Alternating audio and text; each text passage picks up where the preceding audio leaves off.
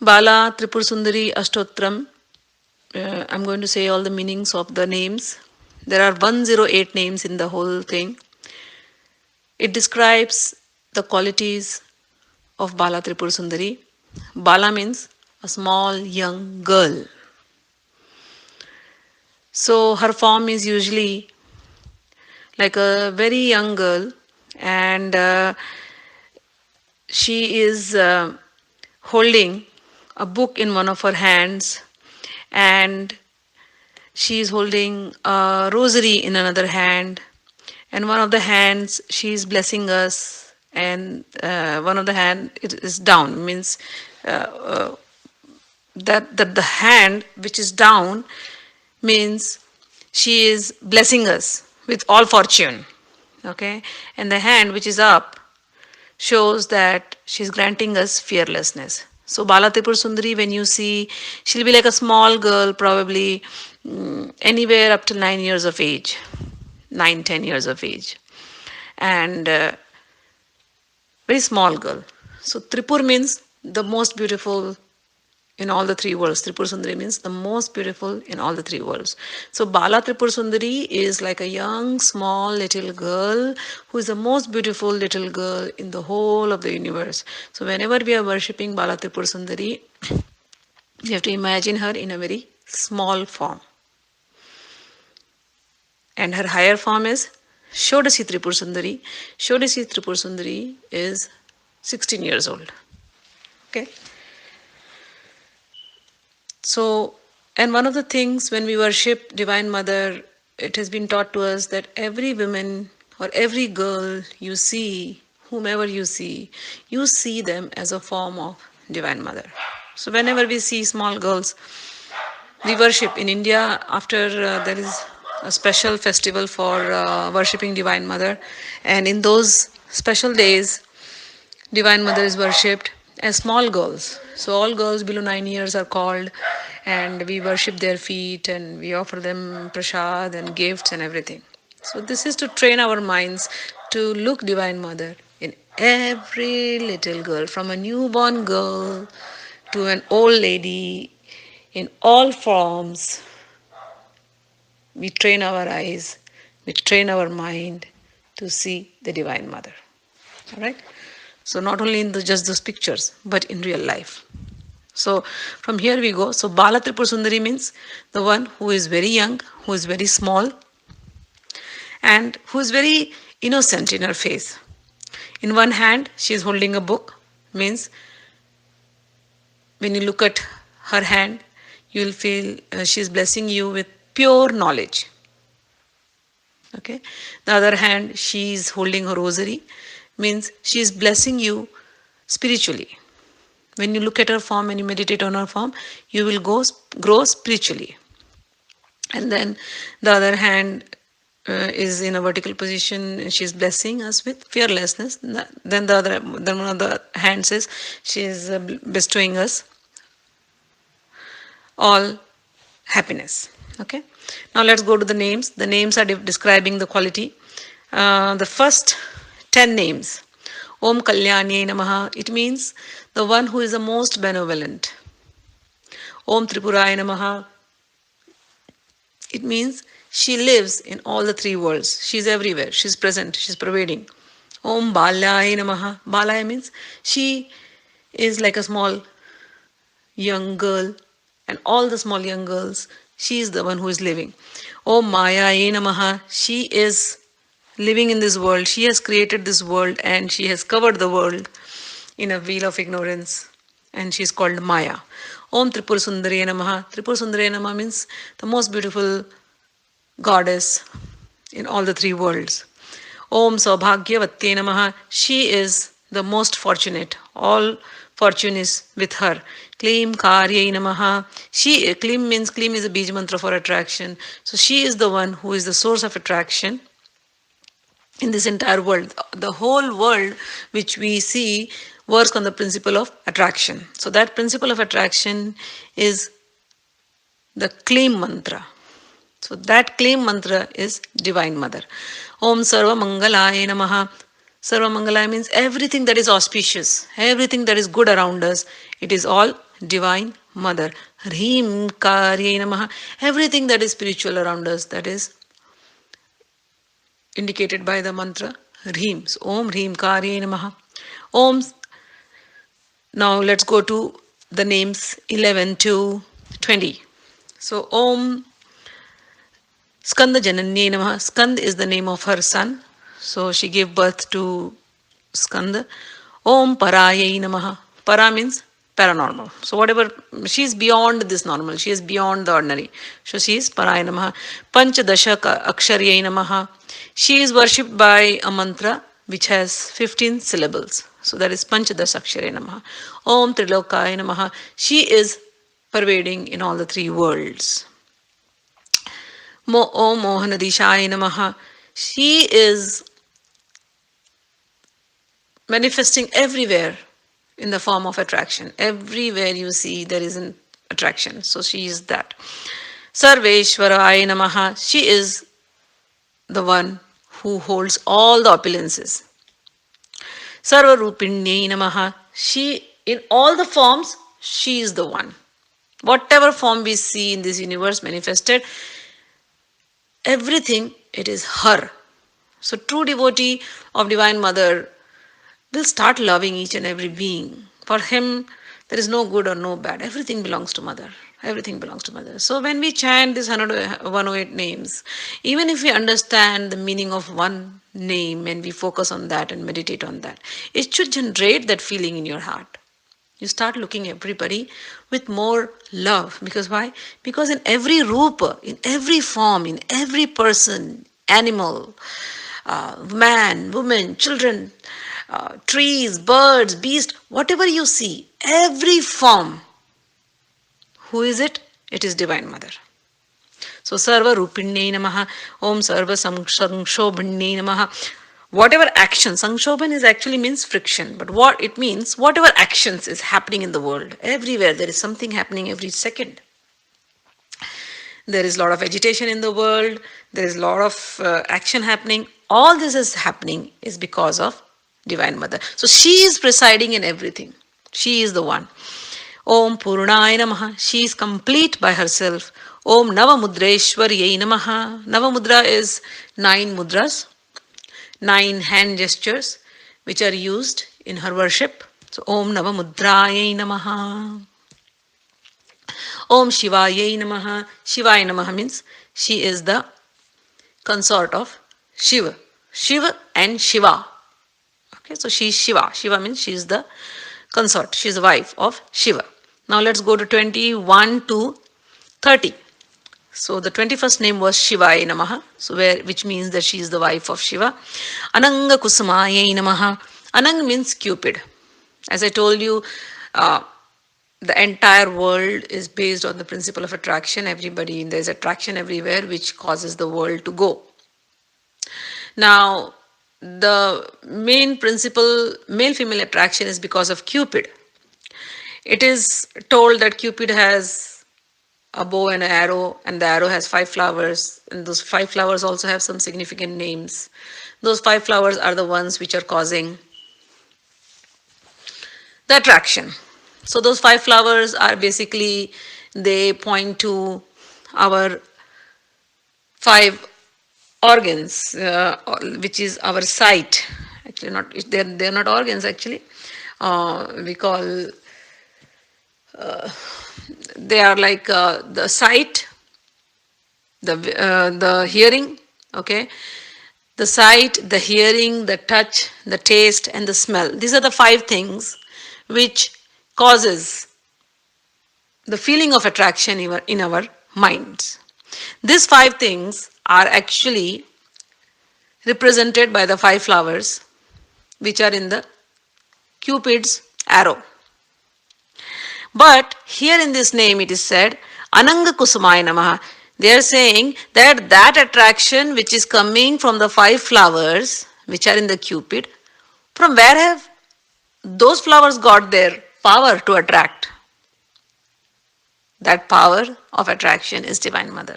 So Ananga Kusumaya Namaha means she is the one who has given the power to Cupid and his arrow to keep the world going in the form of attraction. Om Katyaya Namaha. She is very famous. Om uh, Om Bhuvaneshwarai Namaha. She is the one who is in all the worlds. Okay, Bhuvan means a palace. So palace means the entire universe. What you see is her palace. There are multiples of universes as that has been mentioned in our scriptures. All these multiple universes are her palace. So she is Bhuvaneshwari Namaha. So one meaning is that is the external meaning, that she is in all the universes. But another meaning of Bhuvan is our own body. So the owner of our body, the queen of our body, the controller of our body, Ishwari means controller. The controller of our body is Bhuvaneshwari.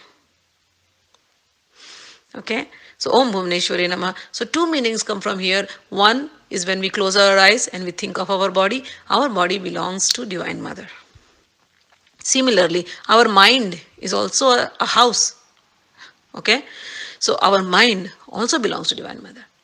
So our Divine Mother who lives in the body, in the mind, is Bhuvaneshwari. The Divine Mother who pervades in this body is Bhuvaneshwari. The Divine Mother who lives on this earth is Bhuvaneshwari. The Divine Mother who lives in the universe is Bhuvaneshwari. The Divine Mother who lives in all the multiple universes in space is Bhuvaneshwari. Okay.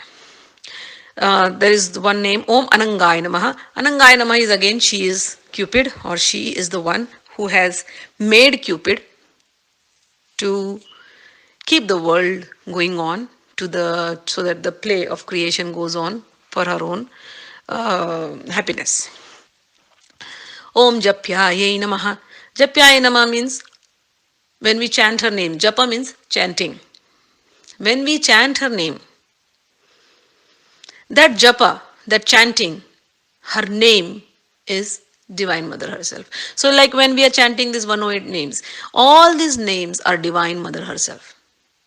Not only that, it is said that when we are breathing, that incoming breath, the outgoing breath, this breathing also is called a japa. So even that breathing which we are doing is Divine Mother herself, is Bala Tripura Sundari. So Om Japyaya Namaha means first our breathing. It is called a japa jap. Even without counting, it is said in a day we take 21,600 breath. Every person takes that.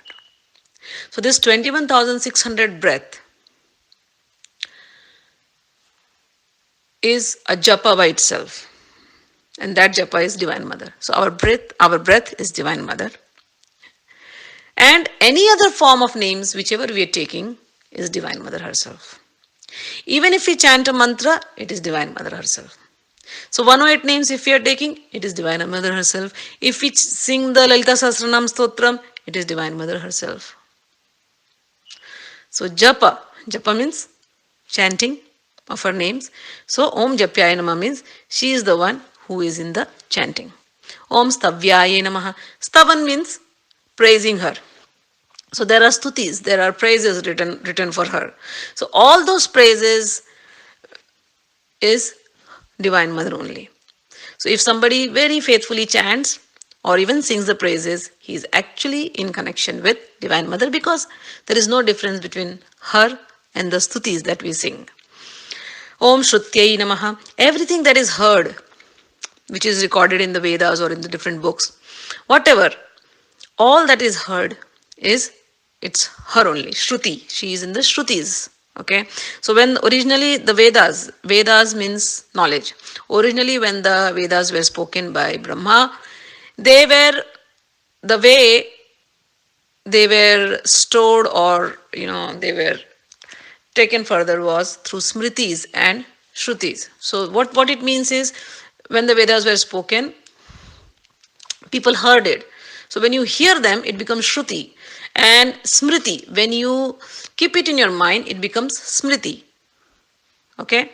And so similarly, now when I am explaining you are hearing first. So that is Shruti. And whatever remains in your mind, in your head, is Smriti. And when you go on to speak that to somebody else, you will speak through your smriti. And that person who hears will be Shruti. So this is the way knowledge was passed in earlier days. Nowadays, how we pass the knowledge? We type everything, we have print media and all those things. But in earlier days, it was only through hearing and speaking from whatever was in your memory. So Om Shrutyai Nama means all that is heard, all the knowledge that is heard, that was heard from the beginning till now, that is Divine Mother herself. Om Nityaye Namaha. Nitya means the one who is living eternally. So even when there was nothing, she was there. Even when everything will go away, she will be there. She is eternal, forever. So Om Nityaye Namaha. Om Nitya Klinaye Namaha. Nitya Klina are Devis. There are 15 Devis who are always serving her. So these are Nitya Klinaye Namaha. So, okay, whenever we say Nama, Nama, Nama, it means we are bowing to them, we are praying to them, we are offering our love to them, okay. So, Om Nitya Klinaye Nama means I am offering my love, my devotion, my prayers to all the 15 Devis who are always serving Divine Mother, all right. And in all the 15 Devis, who is it? It is Bala Tripura Sundari. She herself has become the 15 for maintaining her own creation. So this is up till 30. Now let's go to from 31 to 40. Om Amrutodbhavaye Namaha. It means the one who has who is actually the nectar, Amrutodbhavaya, and who has come out from nectar. Okay. Om Mohinyai Namaha. Mohini is a form of Lord Vishnu. Actually, there's a story about it. It is said that Amrut means, Amrut is a nectar, Amrit, okay. By drinking that nectar, one becomes immortal. All right. So,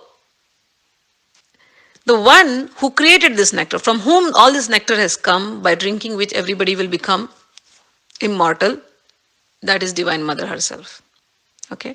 And once there was the churning of the ocean, this Amrit, this nectar is found in the ocean, and once there was a churning of the ocean, and in the churning of the ocean, all the demons as well as the devatas, okay, who are the demigods, they both were fighting together to get that nectar, to get that Amrita.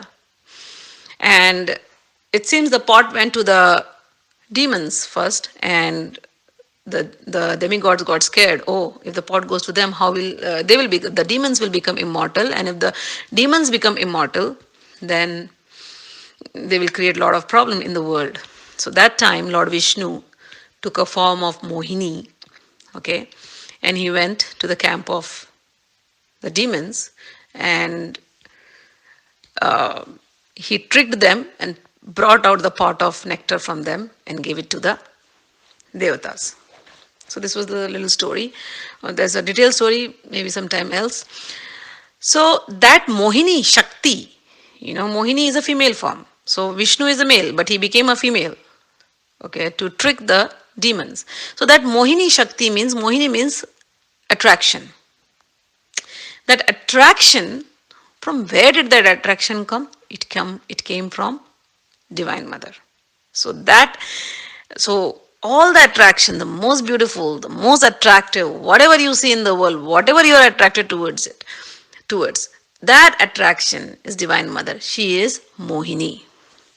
Om Paramaye Namaha. Again, Parama means the one who is on the topmost, who is the supreme. Om Anandaye Namaha. The one who gives bliss, the one who gives unlimited bliss. Anandaye Namaha. Om Kameshyai Namaha. Kameshyai Namaha means she is Kameshi. Kameshi means she is the one, she is Kamesh. Kameshwar is Lord Shiva. She is Lord Shiva's wife. Om Tarunyaya Namaha. Taruni means young maiden. So Om Tarunyaya Namaha. So any young girl you see, she is a form of Divine Mother herself. So all those things, Tarun means very naive, very tender, very young. So that is Taruni. Om Kala Yei Namaha.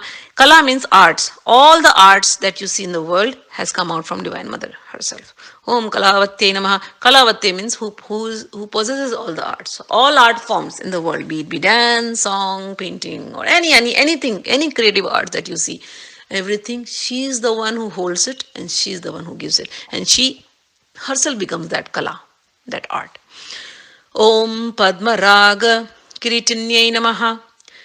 She is wearing a crown which is studded with red rubies. Alright.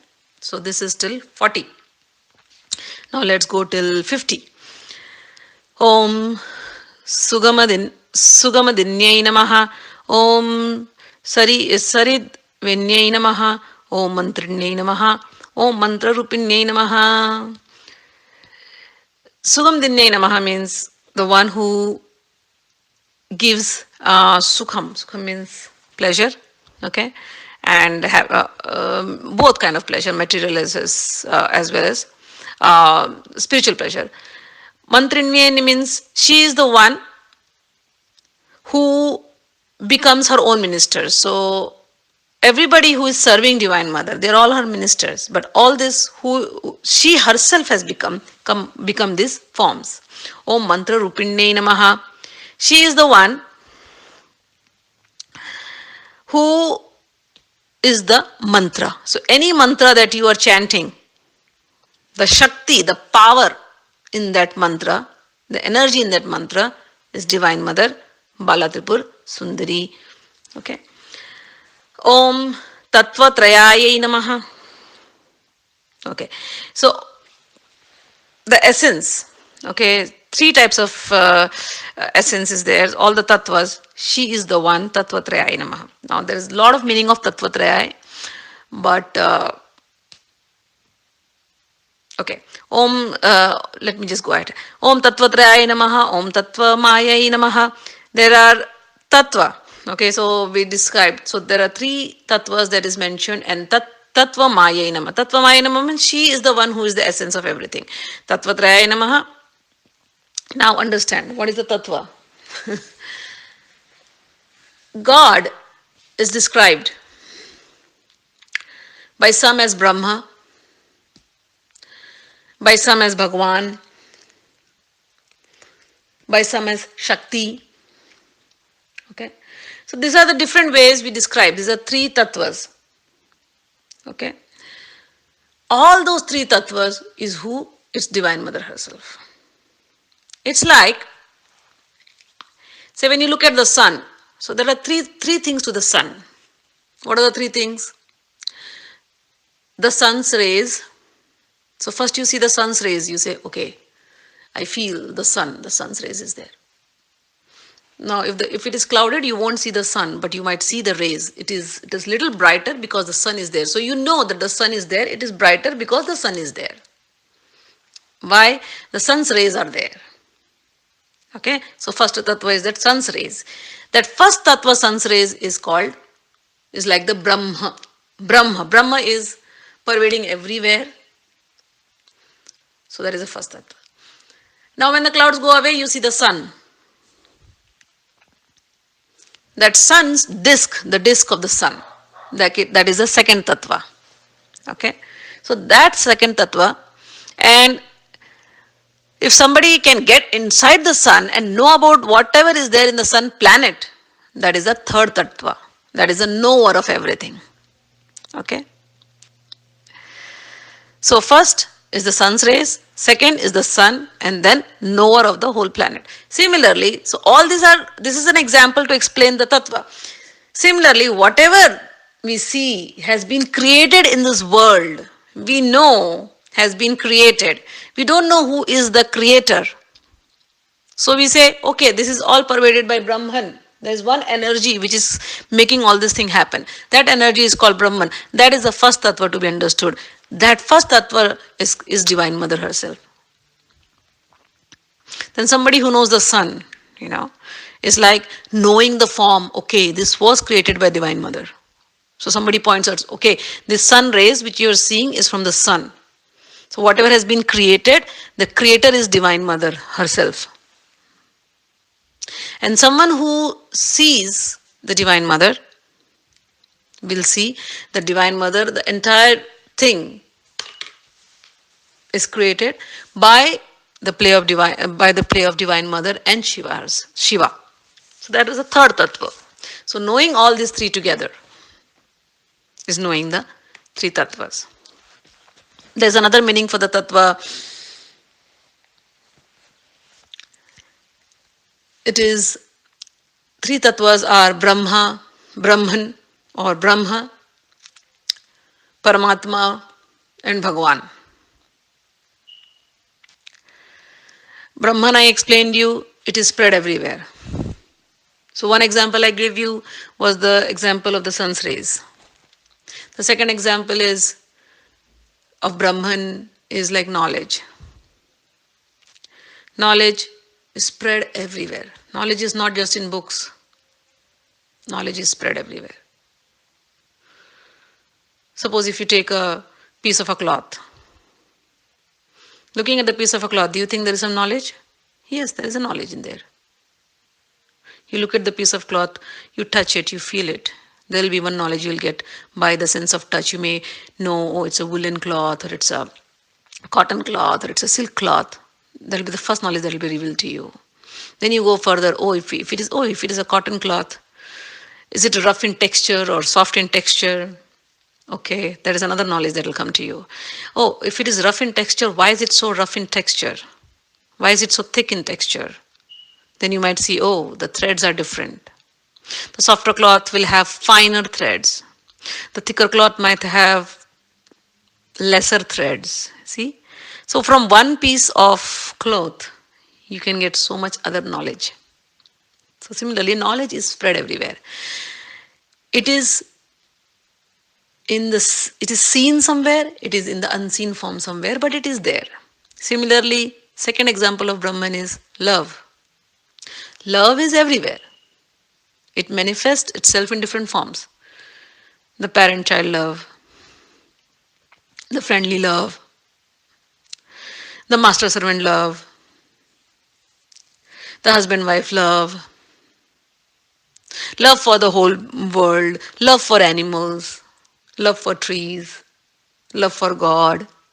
So love is spread everywhere in the seen and the unseen form. This is one example of Brahman. This is one tattva. Okay. Now that what you see everywhere, spread everywhere, that gets condensed. And that what I'm seeing outside is already there inside me. So when it is inside me, how is it residing inside me? It resides in everybody in the form of Atma or Paramatma. Atma and the Paramatma. Atma means the soul and Paramatma means the super soul. So both this Atma, the Atma means the soul and the Paramatma means the super soul, they are both having the same qualities. We all belong to Divine Mother. So we have all those qualities what Divine Mother have. Only difference is our quality is, the quality is the same, but the quantity is less. So in our heart, we live there as the soul, and God lives there as super soul. Divine Mother lives there as super soul. So when that Brahman is condensed and it gets into each and every living being, it is called as Paramatma or Parashakti. That Paramatma is able to function because of Divine Mother. Okay? So that is the second tattva. Alright? Now, all animals or all human beings, everything, even living and non-living beings, they are working perfectly because of these two things. One, the Brahman energy. That Brahman energy is Divine Mother, Bala Tripura Sundari. Second, that Atma or the Paramatma, which is in each and every living being. The one who is controlling both of this is Bhagwan. And Bhagwan works because of Shakti, and that Shakti is Bala Tripura Sundari. So this is the third tattva. So, Tattvatraya Namaha. Knowing Brahman, knowing Paramatma, knowing Bhagavan, just like knowing the sun's rays, the sun disk, and the sun planet itself, knowing that all these three is being able to function only by the presence of Shakti. So that is known as Tattvatrayaya Namaha, or and the next name is Tattva Mayaya Namaha. Om Siddhaya Namaha. She is the one who makes you a master. Om Tripura Sundari Namaha. She is the one under whose influence she has hypnotized all the three worlds. Om Shriyaya Namaha. She is all prosperity.